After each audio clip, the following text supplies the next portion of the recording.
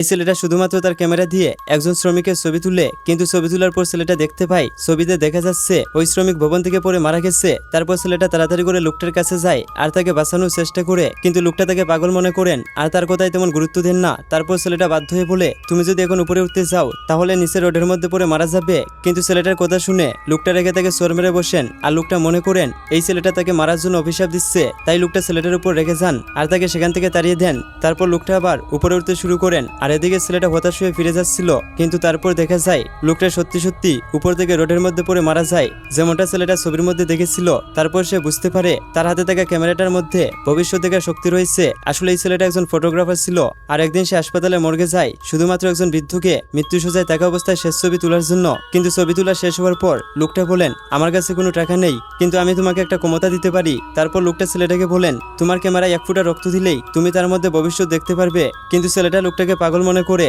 আর তাকে বোকাচোকা করে সেখান থেকে চলে যায়। কিন্তু তারপর ছেলেটা তার প্রেমিককে দেখতে পায়। আসলে মেয়েটি হাসপাতালে নার্স হিসেবে কাজ করত, কিন্তু তখন হঠাৎ করেই কেউ একজন তাকে একটা রুমে নিয়ে চলে যায়। এটা দেখে ছেলেটা তাকে বাঁচানোর জন্য দৌড়ে যায়, কিন্তু তার পরের দৃশ্য দেখে ছেলেটা হতবাক হয়ে যায়। আসলে তার প্রেমিক হাসপাতালে আরেকটা লোকের সাথে সম্পর্ক তৈরি করেছিল। এবার তো ভিডিওতে লাইক করো।